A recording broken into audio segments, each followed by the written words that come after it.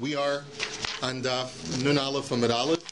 We're about 15 lines, 15 to 20 lines, I'm not sure. Someone can count them for us. But we're up to the opinion of Rabbi Yirmiyah bar Abba. Now, just to bring us up to where we are, Rav Yosef was one shita. Today we're going to see the shita of Rabbi Yirmiyah bar Abba. What is Rav Yosef addressing? There's a brisa that quotes a machlokus between Rabbi Yossi bar Yehuda and the Chachamim. 19 lines. 19, thank you. Rabbi Yossi bar Yehuda says that you're allowed to use musical instruments on Shabbos and Yom Tov, and the Chachamim say you're not allowed to. That's the brisa. Comes along Rav Yosef and says, let me tell you pshat in the brisa. Pshat in the brisa is that this machlokus is only in regard to the musical instruments that are being played during the libations of the Korban Tamid. But it has nothing to do with Simchas Beis HaShoeva, because Simchas Beis HaShoeva, since that's not a mandated avoda by the Torah to do music at Simchas Beis HaShoeva, this is all rabbinic, therefore this does not override Shabbos. Okay, so that's Rav Yosef's opinion. Now we're going to see the opinion of Rabbi Yirmiyah bar Abba, who's going to have a totally different interpretation of the brisa. Rabbi Yirmiyah bar Abba Amar Machlokas B'Shir Shel Shoeva. I disagree. This brisa, which cites the machlokas between Rabbi Yossi bar Yehuda and the Chachamim, is talking about the Simchas Beis HaShoeva, whether or not you can use musical instruments at the Simchas Beis HaShoeva on Shabbos and Yom Tov. The Rabbi Yossi bar Yehuda savar Simcha Yisera Nami Doiches HaShabbos, for Rabbanan savar Simcha Yisera Eina Doiches HaShabbos. And the machlokas is, we grant you that this is not a form of avoda, that this is not a biblically mandated act, but it merely is to enhance the simcha. It's merely to enhance the simcha of Yom Tov, but we still allow you to do it on Shabbos. Why? Because there's only a rabbinic prohibition of playing musical instruments on Shabbos in the first place. So since it's only a rabbinic prohibition, it's only a shvus, so therefore, in the temple, to add to the simcha of Yom Tov, we allow you to go ahead and do it. Avol b'shir shel karban divrei hakol avoda hi v'doches haShabbos. But when it comes to the music that is being played during the libations of the Korban Tamid, that's already an integral, essential part of the avoda, like we learned yesterday, that music is part of the avoda of the Karbanos. And if that's the case, then everyone agrees. Even the Chachamim agree that you're allowed to play music even on Shabbos and Yom Tov. So Meisvei, so now that we have this machlokus between Rav Yosef and Rabbi Yirmiyah bar Abba as to what the machlokus in the brisa is, we're now going to try to disprove Rav Yosef and support Rabbi Yirmiyah bar Abba. Meisvei shir shel shoeva doche es haShabbos divrei Rav Yossi bar Yehuda v'chachamim omrim af Yom Tov eino doche. The brisa here is explicit. It says that the machlokus between Rabbi Yossi bar Yehuda and the Chachamim is specifically by the Simchas Beis HaShoeva, whether you can play music on Shabbos and Yom Tov for Simchas Beis HaShoeva. Clearly, unlike Rav Yosef, and in support of Rabbi Yirmiyah bar Abba. So the Gemara says, to Yufta to Rav Yosef, to Yufta. Does this refute Rav Yosef? You betcha. This is a refutation. So the Gemara now says, Lema b'shir shel shoeva hu depligi, avol b'shir shel karban divrei hakol doches haShabbos. Let me tell you to Rav Yosef betarte. Well, if that's the case, then let's double whammy Rav Yosef. In other words, we've clearly shown that Rav Yosef is mistaken in his suggestion that everyone holds that you can't play music on Shabbos for a Simchas Beis HaShoeva. Clearly the brisa says that according to Rabbi Yossi bar Yehuda, you can. But what about the other part of Rav Yosef's argument, which is that when it comes to the karbanos, you have a machlokus as to whether you can play or not. It sounds like from this brisa that the only time that there's a machlokus is by Simchas Beis HaShoeva, but when it comes to karbanos, everyone would agree that you're allowed to play. So this is a double refutation, a double challenge to Rav Yosef. The Gemara says, no, Amar Lecha Rav Yosef, pligi b'shir shel shoeva, v'hu adin lekarban. V'hai dekamiflagi b'shir shel shoeva, lo diacha kocho de Rav Yossi bar Yehuda, de afilu de shoeva nami dachi. So the Gemara says no, because Rav Yosef could always tell you, you know what, guys, you're right, you got me, because I thought that the argument was that everyone agrees that when it comes to Simchas Beis HaShoeva, you're not allowed to play. Clearly, I've been shown wrong because of this brisa. But I still maintain that just like there's a machlokus by Simchas Beis HaShoeva, the same machlokus will exist by Karbanos, like I had suggested before. Why does the brisa only address the case of Simchas Beis HaShoeva, not Shabbos and Yontif, not the Karbanos as well? The answer is, it wants to tell you how far Rabbi Yossi Bar Yehuda is makel. Not only does Rabbi Yossi Bar Yehuda allow you to play musical instruments for the Karbanos on Shabbos and Yontif, but he even allows you to play music just for the Simchas Beis HaShoeva. But in reality, the Chachamim argue in both. The Chachamim say, no, you can't play music ever on Shabbos and Yontif, neither for Karbanos nor Simchas Beis HaShoeva. So the Gemara says, wait a minute, that's going to be problematic, because V'haketani zehu chalil shel Beis HaShoeva, shenu dochel lo asa Shabbos v'lo asa Yom Tov. Take a look at our Mishnah that we learned yesterday. The Mishnah had said, this is the flute that does not override Shabbos and Yom Tov for the Simchas Beis HaShoeva. It's mashma from the language of the Mishnah that this is the case. Zehu de'enu docha v'l tekarban docha. It sounds like the Mishnah is suggesting that only the flute of Simchas Beis HaShoeva does not override Shabbos, but the flute of the Karbanos does override Shabbos. So the question now is money. Inema Rabbi Yossi Bar Yehuda Hamar Shir Shel Shoeva Nami Doicha. This can't be Rabbi Yossi Bar Yehuda, our Mishnah, because Rabbi Yossi Bar Yehuda says in the Brisa that you're allowed to play the flute on Shabbos and Yom Tov even for Simchas Beis HaShoeva. So Elalav Rabbanan v'tiyufta de Rav Yosef b'tarti tiyufta. So rather we must conclude that this goes like the Rabbanan, and the Rabbanan say that it's not docha Simchas Beis HaShoeva, but the flute is docha Karbanos. So you see that now Rav Yosef has been refuted doubly. He's been refuted in his suggestion that they're not arguing in the case of Karbanos, and he's also refuted in his suggestion that there's no machlokas by Simchas Beis HaShoeva. The bottom line is that Rav Yosef is blown out of the water completely. His suggestion that the machlokas between Rav Yossi Bar Yehuda and the Chachamim is only regarding Karbanos is completely inaccurate.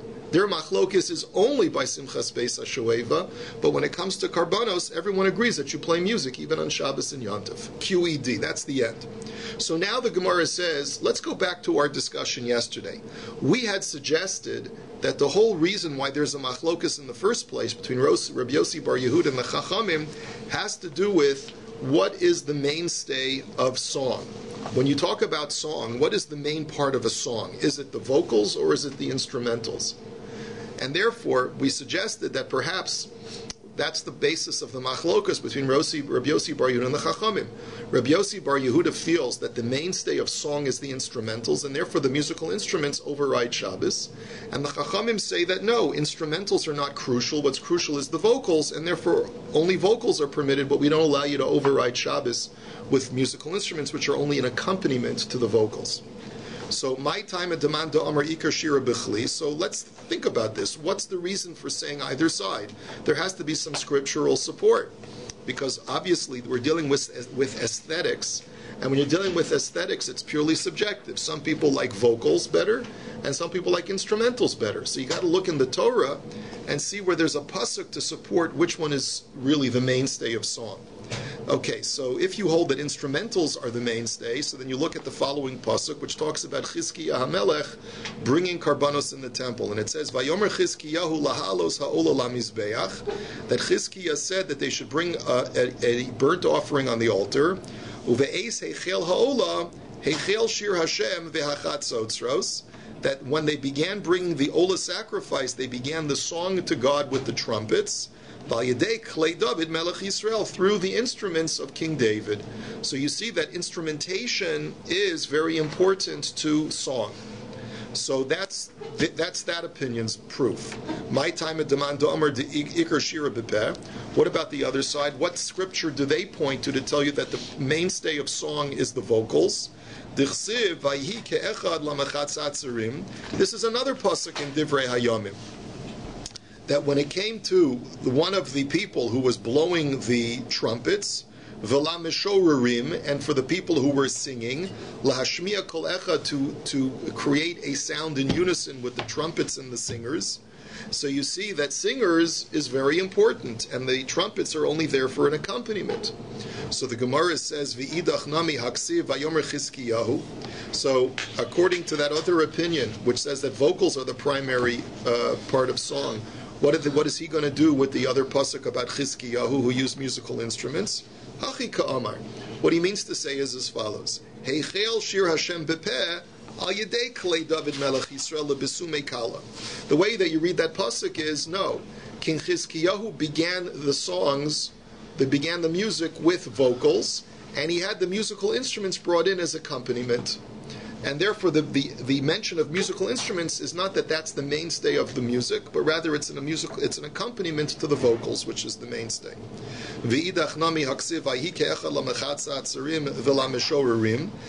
What is the person who says that musical instruments are the mainstay? What is he going to do with that latter pasuk having to do with singers? Hachi Kamar. He'll tell you like this: Mishorerim dumid mechatzarim.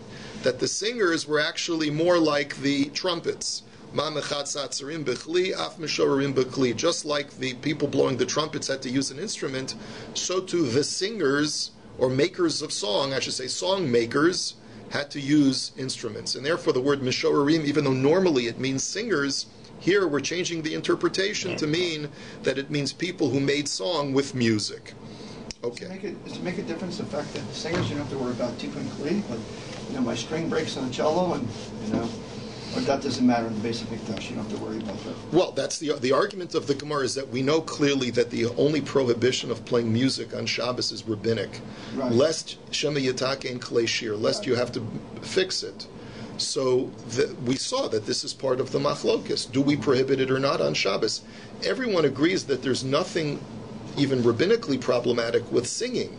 Right. The only problematic issue would be playing musical instruments. So that this is the machlokes. Can you justify playing music on Shabbos and Yontif in the temple or not? Also, a simple recorder. You really don't have to fix much.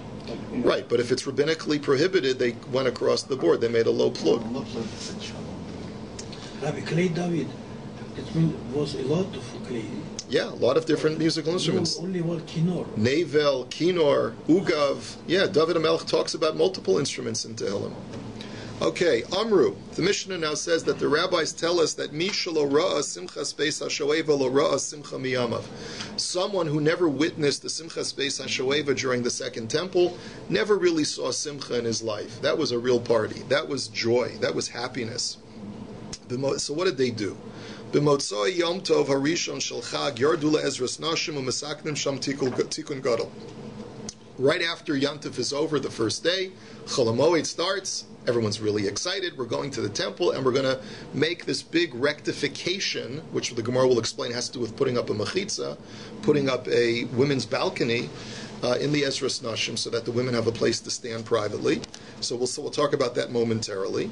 So that's what they did right after Yontif was over. They made that Tikkun Gadol. Menorah Shel Zav Hayusham.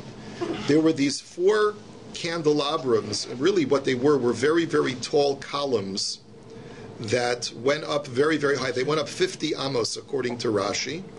Ve'arba sefalim shel zahav birashehem. And each one of these very, very tall columns had 4, each one of them had 4 containers for oil, very, very large containers, almost like buckets of oil suspended on top of the column. Ve'arba sulamos l'chol echad ve'echad. And each column had 4 ladders, so because you'd have to service each bucket separately.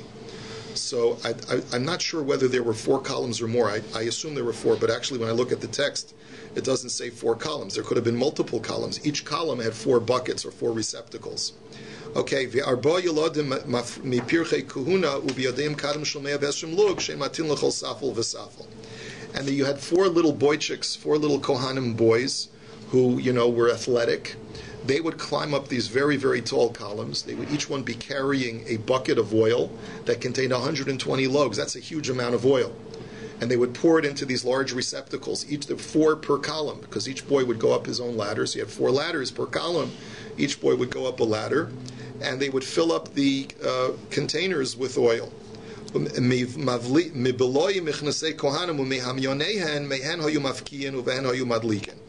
And what would they use for wicks? So they took the worn-out clothing of the breeches and the sashes of the belts of the Kohanim, and they would make wicks out of them. And they ignited these huge receptacles of oil that really had the luminescence was immense. So it was so bright, they were like stadium lights today, so that any courtyard in Jerusalem was illuminated by these lights. And Chasidim v'anshe Ma'isa hayu merakdim bifneihem ba'avuko shel or shebiyadehem. And pious and righteous people would dance in front of these columns with torches, lit torches. Rashi says they would juggle them, either 4 at a time or 8 at a time, Rashi says, which is pretty nifty. I'd love to see a guy juggle 8 torches at a time. So, va'omrim lifneihem, and they would say in the presence of, in the courtyard, divrei shiros v'sushbachos, they would say words of praises and song. V'halaviyim b'kinoros u'v'novolim u'v'mitzaltaim u'v'chatzotros u'v'kleishir below mispar. And the Levium were playing music at this time with a kinor, which is like the violin, navel is the harp, mitzaltaim is cymbals, I believe, chatzotros are trumpets, and an infinite number of other musical instruments, right? Just choose, there must have been a cello and an oboe and a flute and all of these other things. Al chamesh, what are some of the medieval musical instruments? You've got the lute and the mandolin, right. And viola da gamba, the lyre, the agamba. Viola da gamba. Yes, they must have all been there. Okay, I'm just imagining. And anyway, al chamesh esrei malos hayardos me'ezrus Yisrael ezrus nashim, and the Levium would be standing playing this amazing symphony on the 15 steps that divided the 2 courtyards, the Ezras Yisrael, which was the inner courtyard, and the Ezras Nashim, which was the outer courtyard. There were 15 steps that you had to ascend to go from the Ezras Nashim to the Ezras Yisrael. We have 15. And that's where the Levium used to stand. Keneged Chamesh Esrei Malo Shabbat Tehillim. This corresponds, that's why David HaMelech wrote 15 kapitulach of Shir HaMalos, corresponding to the 15 steps. The word Ma'alot means steps. So Sha'aleim Levium Omdim B'Klei Shir Va'omrim Shira. So that's the steps that the Levium would stand on, and they would sing and would play their music during the Simchas Beis HaShoeva. Va'amdu Shnei Kohanim B'Shar Ha'Elyon She'orid Me'ezrus Yisrael Ezras Nashim. And when the party was getting ready to start, you'd have 2 Kohanim who had trumpets in their hands, and they had trumpets in their hands. They would stand on the top step leading out of the Ezras Yisrael going down to the Ezras Nashim. Kara HaGever, so there was an announcer that said, okay, now, right, or whatever he would say, and then that symbolized the beginning of the party. So what did they do? Taku vehiriu v'taku. They did a tekiah true and tekiah the top step. Higiu l'mayla asiris taku vehiriu v'taku. Then they got to the 10th step, and they once again did tekiah true and tekiah. Higiu la'azara taku vehiriu v'taku. Then they got to the bottom of the bottom step of the Ezras Nashim, which was, now you're in the Ezras Nashim. They once again did tekiah through a tekiah, and hayutokin v'holchin ad shemegiin l'shar hayotzim mizrach. And that last tekiah was a tekiah gedola that they would elongate while walking from the steps to the front entrance of the temple, which was all the way in the east. Okay, which is on the other side of the Ezras Nashim. Higiu l'shar hayotzim mizrach hafchu pnei mizrach l'marav, and at that point they would turn around, facing west now, facing the temple and the Heichal.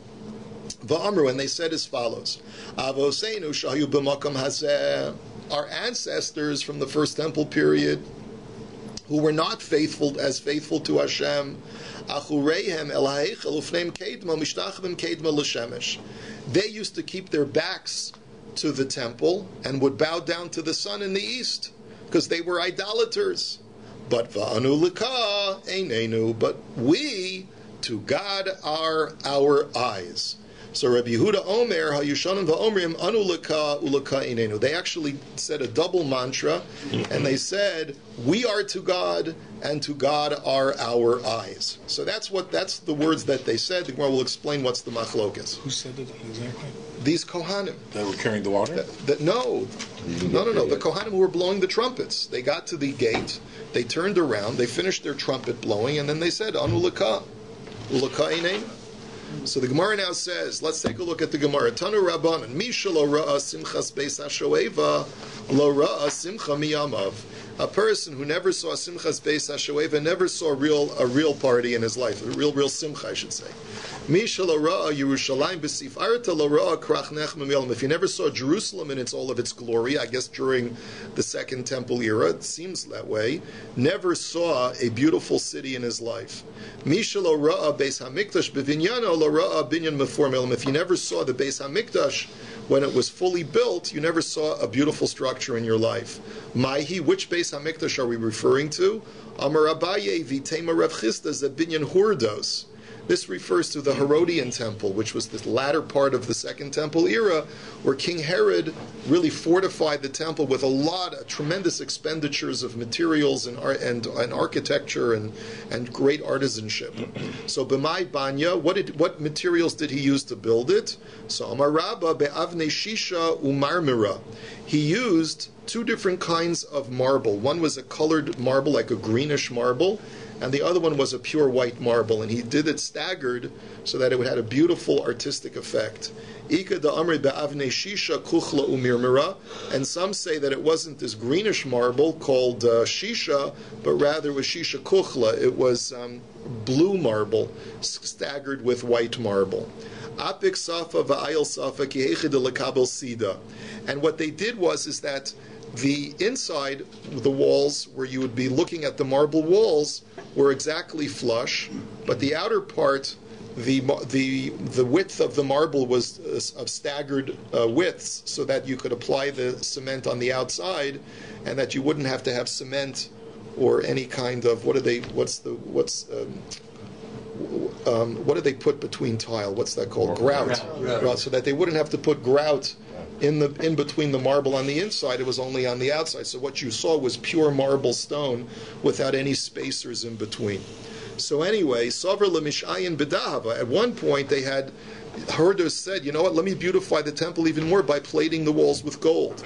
So Amrulei Rabbanan Shavke Dahachi Shaper Tfei de Mischaze Kadusa Diyama. And the rabbi said, King Herod, with all due respect, it's better if you leave it be, because when we look at it now, it looks like beautiful waves of the ocean. I guess it had the optical effect when you looked at these walls, that like waves of the ocean, a very calming effect. So Tanya Rabbi Yehuda Omer Mishala Ra'am Diopulstin Shal Alexander Shal Mitzrayim La Rabbi Chvodan Shal Yisrael. So what are we talking about over here? What we're talking about over here is the Diopelostion. So the Diopelostion, I'm going to read you a little bit. This is from the Jewish Encyclopedia, which is in the open domain on the internet, and it talks about the Jewish community of Alexandria, which is really what we're talking about over here. Jews settled in Alexandria at the beginning of the 3rd century before the Common Era, according to Josephus, which is in the times of Alexander the Great. Why they settled there, we don't really know. There must have been a lot of mercantile opportunity, a lot of economic opportunity in Alexandria.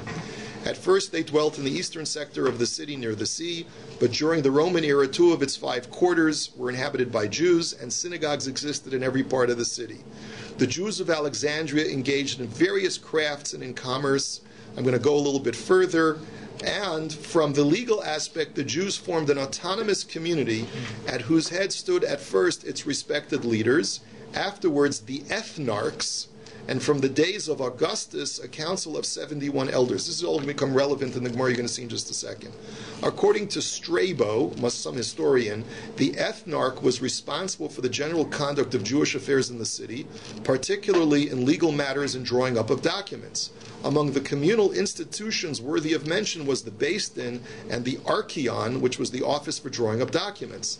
The central synagogue, famous for its size and splendor, may have been the double colonnade or the Diopelostion, which we're reading about now in the Gemara, of Alexandria mentioned in the Talmud. Now, what happened with this community? The position of the Jews deteriorated at the beginning of the Roman era. Rome sought to distinguish between the Greeks, the citizens of the city to whom all rights were granted, and the Egyptians, upon whom a poll tax was imposed and who were considered a subject people.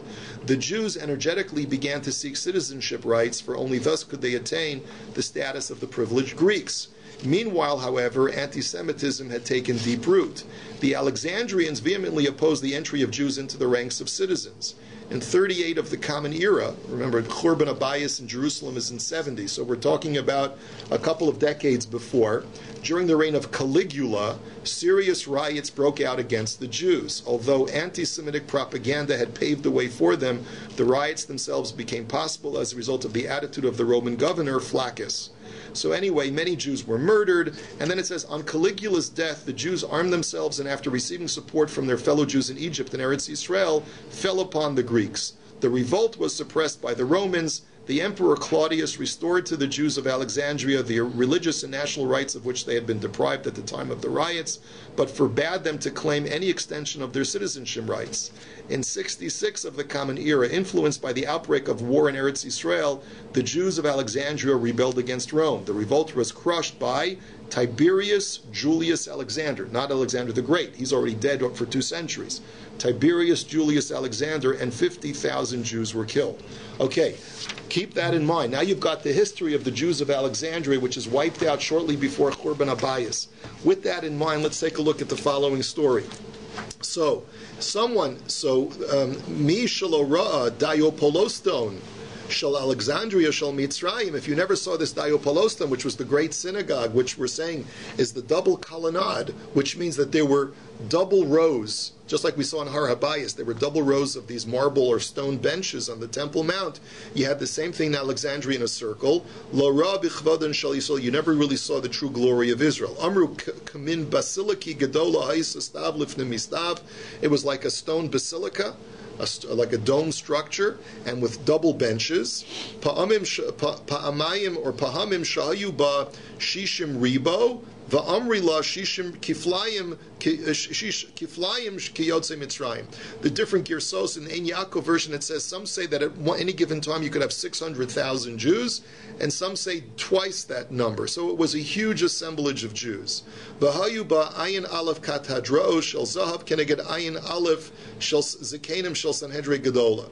There were 71 golden thrones to correspond to the Beis Din of Alexandria, like I just read for you before, and kol echas ve'echas eno pechusa me'esim ve'echad ribo ki korei zahav. And each one of these thrones was a massive amount of gold. It was no less than 21 myriad, or 210,000 talents of silver. Ubima shel eitz be'emtzeisa. And in the center of this huge basilica, there was this bima. There was a shulchan in the center made out of wood.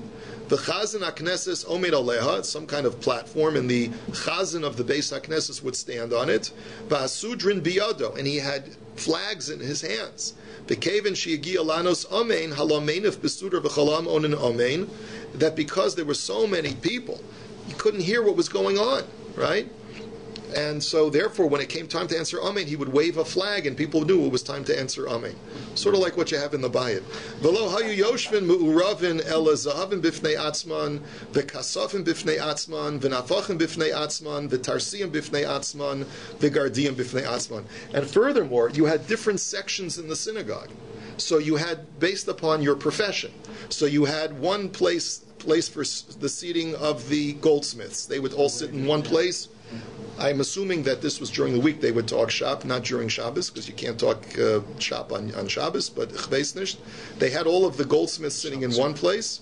Right, Nit Shabbos Geret. That's what they said. They said Nit Shabbos Geret. They went on Kasafim Bifnei Atzman. They had silversmiths in their section. They had the Nafachim, the blacksmiths in their section. The Tarsiyim, they had the coppersmiths in their section, and they had the Gardim, the weavers in their section. Uchishani, right? They all each one had a different union, I guess. Also, Uchishani Nichnasham Hayamakir Bali Umnaso V'Nifna L'Shamu Misham Parnasasu Parnasus Anshe Beso. One of the benefits of this was that if you were a poor person, you were an itinerant worker, and you needed to get a quick job for a day, and you had a certain skill, you knew exactly where to go.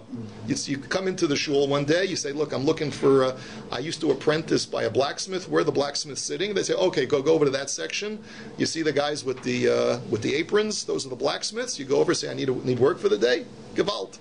It was a machaya, right? You could go to the shul and find a job right away, and that's how you earned a decent living and provided for your family. Amar Abaye v'kulu kalinu Alexandrus Moktin. Now this is clearly mistaken in the Girsa according to the history, and that's why the Gra changes the Girsa, and he tells us it wasn't Alexander the Great who killed them, but rather Tarquinos or Tiberius. as I read for you, is Tiberius Julius Alexander was the person who killed him in 66 of the Common Era, 2 centuries after Alexander the Great. My time of Yanshu. Why were they Jews punished? Why were 50,000 Jews massacred in Alexandria if this was such a strong Jewish community?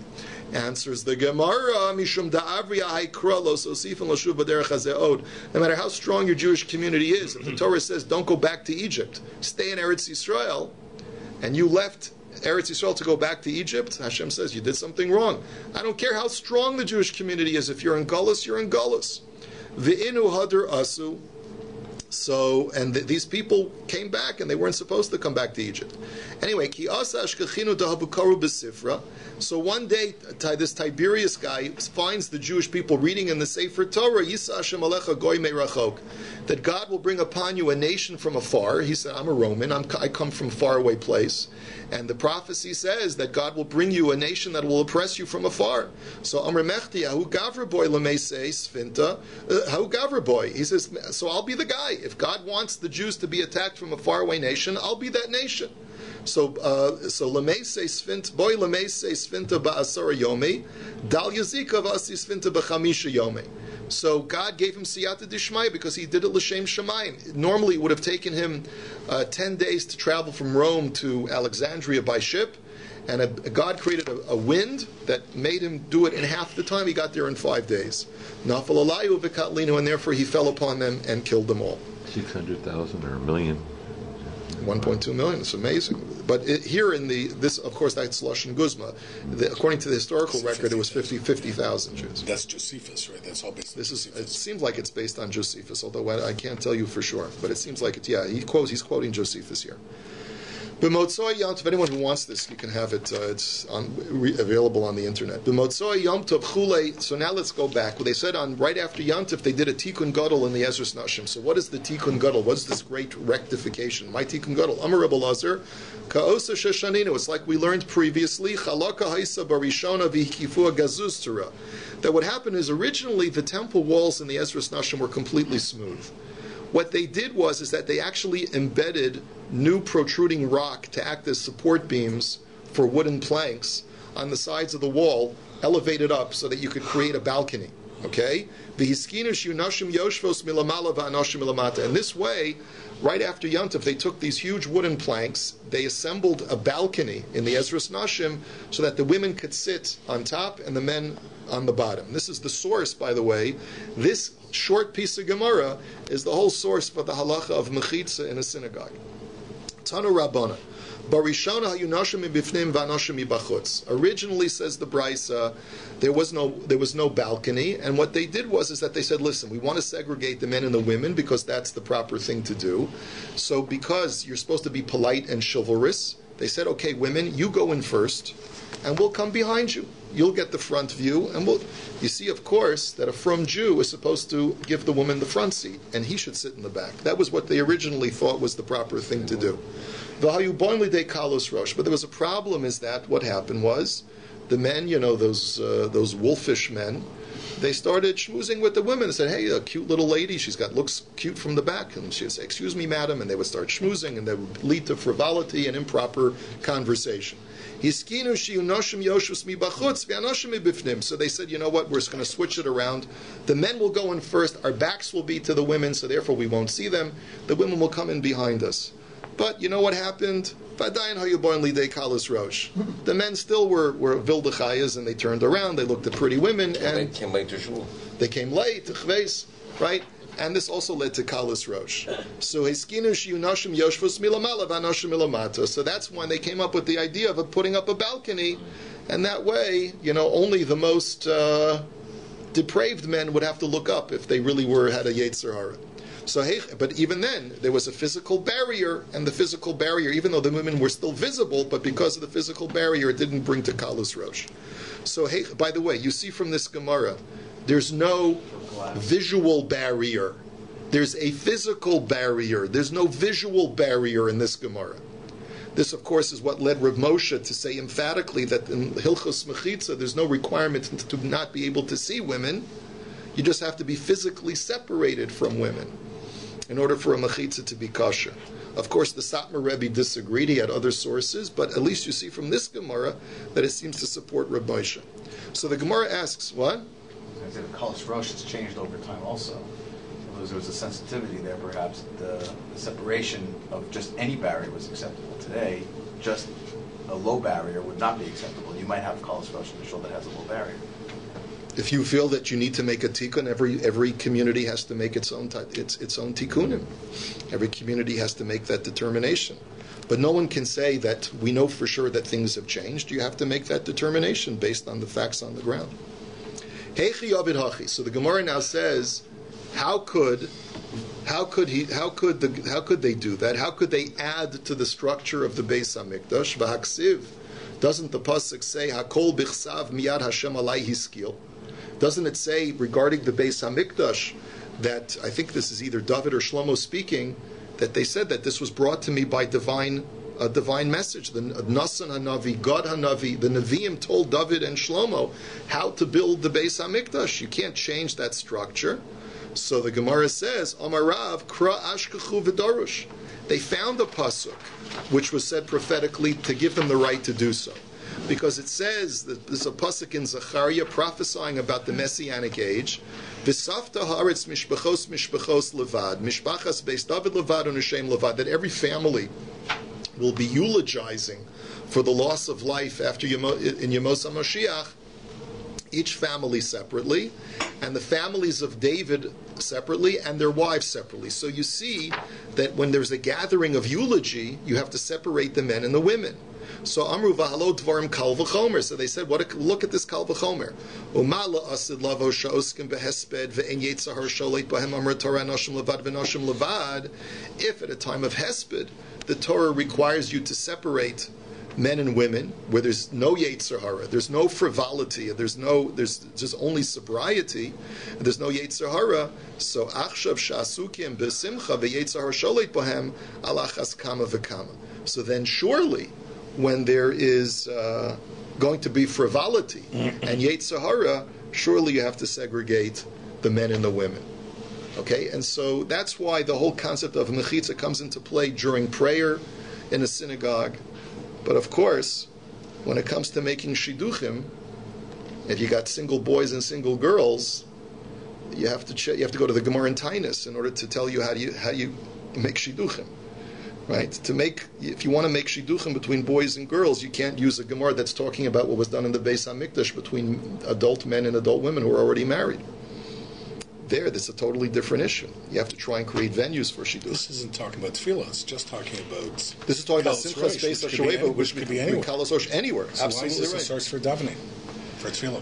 I'm not because trying to say. because this is dafka in the Beis Hamikdash. It's dafka in the Beis Hamikdash that we don't find anywhere else where there's a requirement. Like for example, in the street, there was never a takana that you have two sides of the street, men walk on one side and women on the other side. You never see that Chazal instituted this infrastructure anywhere else except for the Beis Hamikdash. So they had it separate based on that pasuk. For Hespedim, they did have it separate. In other words, when there's a gathering of people that are assembled together and you want to seat them together, when you assemble for any kind of religious ceremony, you have to keep the men and the women separate. You could make a good argument that should be true if you're gathering for a lecture, if you're gathering for a funeral, if you're gathering for anything. But yet, at the end of the day, we'll see that the poskim only extrapolate from here that when you're in a synagogue, you have to make the segregation, not anywhere else.